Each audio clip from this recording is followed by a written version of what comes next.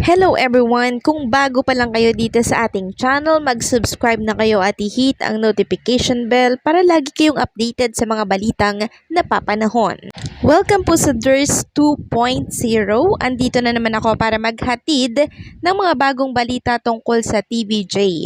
At isa nga sa ating pag-uusapan mamaya ay tungkol sa paglamon ng showtime ni Vice sa tahanang pinakamasaya, as in kulelat ang tahanang pinakamasaya sa lumabas na survey na isang magiging napakalaking problema po no ng Tape Inc. in the future. Mamaya idedetalye ko po sa inyo yan, at bukod pa nga dyan atin ding pag-uusapan ng tungkol naman sa blind item ng isang kilalang page tungkol sa isang producer na di umano ay naglabas ng suhol para sila ang paboran ng survey. Nako, sinong producer kaya ng noontime show yan? Yan ang pag-uusapan natin mamaya. And ibabahagi ko lang sa inyo itong IG story ni Pauline Luna Soto kanina, na kung saan binahagi niya po ang birthday celebration ni Oyo Soto, anak po ni Bossing Vic Soto. Kuha po yan sa isang restaurant at makikita natin dyan si Bossing Vic Soto kasama po si Oyo at ang iba pa na nag-celebrate ng ika-40 years ni Oyo Soto. Actually, ang birthday po ni Oyo Soto ay January 12. Baka ngayon lang nila dinaos dahil busy po sa schedule, di ba? Ang isa't isa. Samantala, pag-usapan naman natin ang tungkol po sa pa-blind item ng isang page tungkol sa isang producer na di umano ay nanuhol sa isang survey para sila ang maging number 1 dito. Ayon nga po sa The Kapatid Bus, bistado sino itong producer ng isang nagbagong bihes na noontime show ang umano'y nagbabayad ng halaga upang palabasing nangunguna ang kanilang programa. Nako, may idea po ba kayo kung sinong producer ng noontime show ito? Ayon pa po dito, bago pa man matalo ang producer na ito sa kaso tungkol sa trademark ng title, matagal na pala nila itong ginagawa bilang pang mind conditioning sa kanilang mga followers at viewers. Nako po, sis Mio Marimar. Ayon pa dito, inamin ito ng isa sa kanilang mga loyal defenders, vloggers, na tumanggap nga daw umano ng lagay ang isang kilalang rating survey firm mula sa producer na ito upang palabasing number 1 ang kanilang programa sa buong bansa, kahit ang totoo'y sila ang tunay na kulelat sa ratings game. Todo denial naman ang kanya mga follower, fellow defenders, vloggers, at pilit nila itong pinabubulaanan. Alangan namang umamin sila, di ba? Ayon pa dito, pinalalabas din umano ng isa pa nilang defender vlogger na mas marami daw ads ang kanilang programa kumpara sa mga kalaban nitong show. Kahit ang totoo, halos wala nang pumapasok na commercial sa kanila show sa loob ng 35 minutes. So may paklo po dito si The Kapatid Bus na page. Sabi niya, clue number 1, may kinalaman ang producer sa pandikit. Pwede rin ihambing sa lumang kaset. Ang mga nakaupo rin dito ang puno at dulo ng kaguluhan sa loob ng kumpanya last year. Clue number 2, kilalang kilala at kontrobersyal ang ratings firm na ito dahil sa koneksyon nila sa isang dating giant network at minsan na silang nagsara noong nawalan ng prangkisa ang network na ito.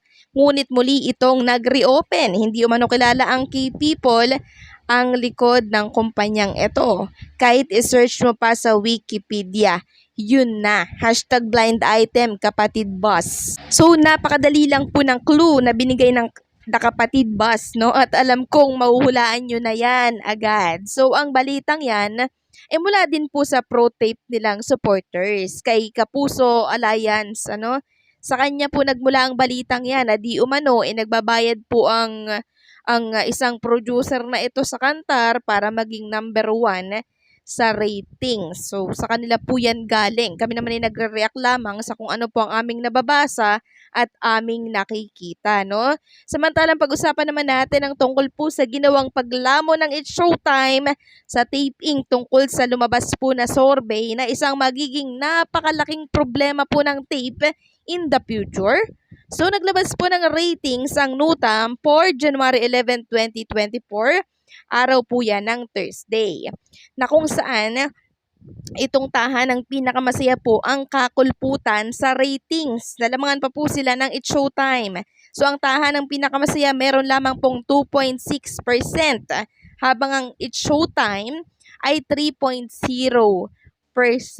At ang pinakamataas po syempre walang iba kundi ang Itbulaga dyan sa TV5 na merong 4.7%. At sa ratings na to, kulelat po talaga ang Tape Inc. And napakalaki po ng resibo natin dyan na makikita po nila sa ating mga screen. So napag-iwanan na po sila no, ng mga noontime show. Kulelat na nga po at nataasan na po sila ng It's Showtime. Or should I say, nilamon na sila ng buong buo ng It's Showtime. So ipapakita ko po sa inyo yung kabuuhang ratings from January 8 to January 11 ng mga noontime show. So kung makikita ninyo ang Itbulaga ng TVJ, panay 4 yung line po nila sa ratings, no? Diyan sa Nutam. At itong It's Showtime naman, 2 and 3. And then itong tahanang pinakamasaya, 2 and 3, no? Pero nitong nalalamangan po ng It's Showtime talaga itong tahanang pinakamasaya kasi itong last nila lamang na lamang po ang It's Showtime 3.0%, samantalang ang tahanang pinakamasaya ay meron lamang 2.7%. So lumamang lang po ang tahanang pinakamasaya dito po sa It's Showtime ay nung January 8. So, konting puntos lang and then the rest, nilamon na po sila, no? So, tayo naman sila pares dito, 3.3%. Pero ngayong itong latest po, no, na ratings, ay talagang nilamon sila ng buong buo ng show nitong si Meme Vice. So, once po na nagtuloy-tuloy itong paglampas ng It's Showtime sa tahanang pinakamasaya daw, hindi po maganda ang magiging epekto nito sa tape. At ang tangi lamang po nakakaalam nun ay walang iba kundi ang GMA Network. Sila po ang tunay na nakakaalam kung ano po ang magiging hatol or magiging rate ng tape, no, sa kanilang network. Kung papayagan pa ba nilang i-renew yung Tape Inc. for 2025 kasi ang kontrata po ng tape ay for 2024 lang po, no, ng December.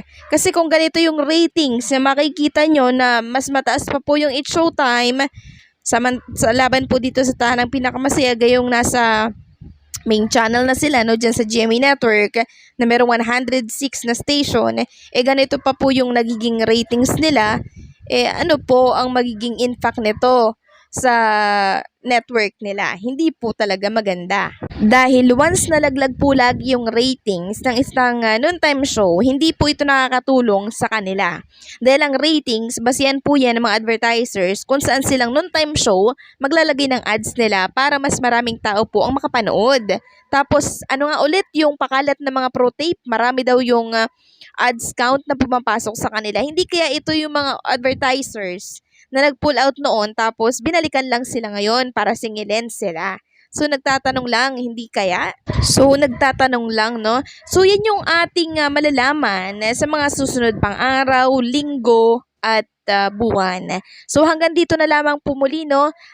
Maraming salamat po sa mga sumusuporta sa Dears 2.0 na channel. And kung hindi pa kayo nakasubscribe isubscribe nyo na po yan para lagi po kayong updated sa mga ilalabas nating balita.